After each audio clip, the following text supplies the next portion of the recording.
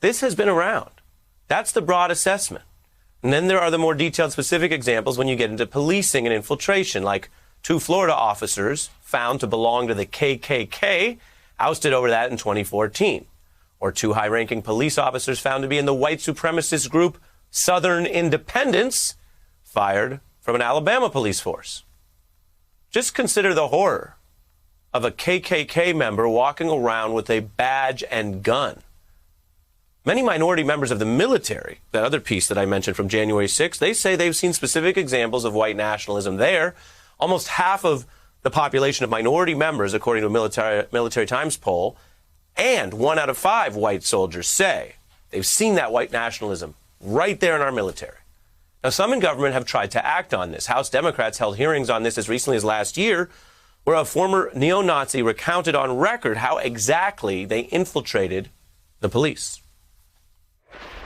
White supremacist leaders encourage their followers to join the police force as a means to cause harm to people of color. It becomes a goal of theirs is to get around the screening process of police departments. That is talked about in the rooms all the time to make sure that they don't see that we have either neo-Nazi past or neo-Nazi beliefs.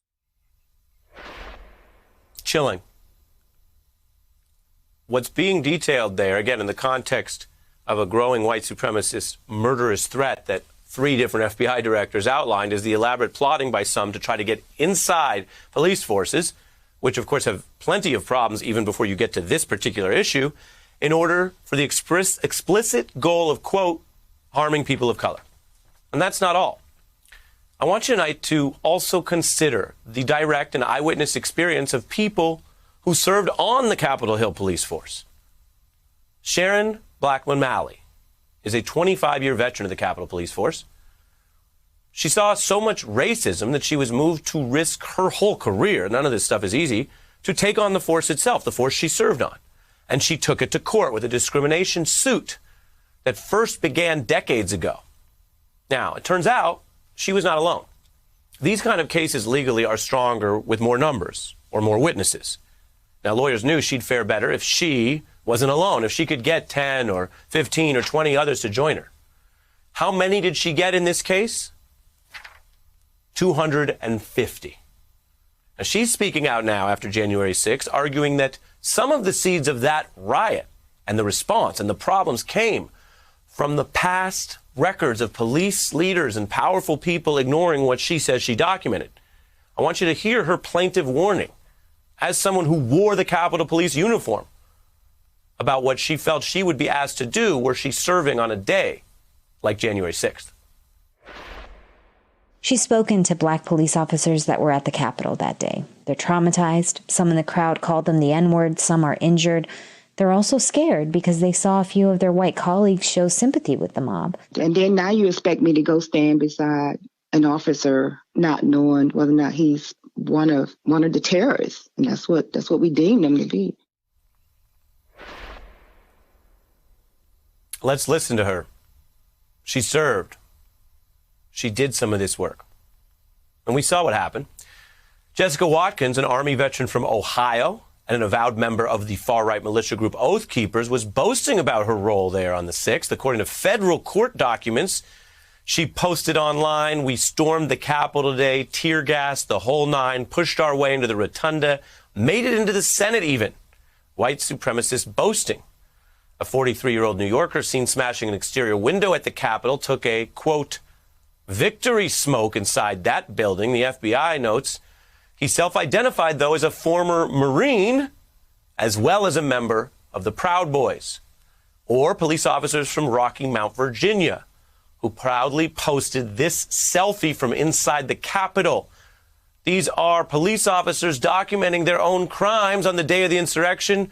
We're showing it to you unedited because you should see the message they're giving everyone. This is an exhibit in court now. They're facing 5 federal counts. They have also now, since all that, been fired.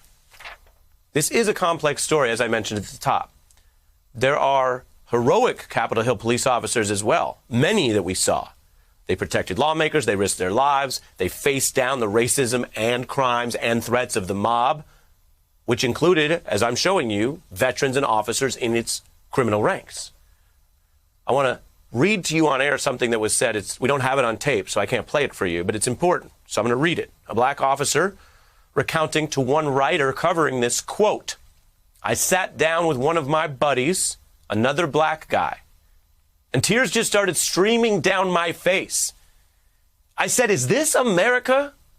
What the blank just happened? I'm so sick and tired of this blank." These Capitol riots put much on display.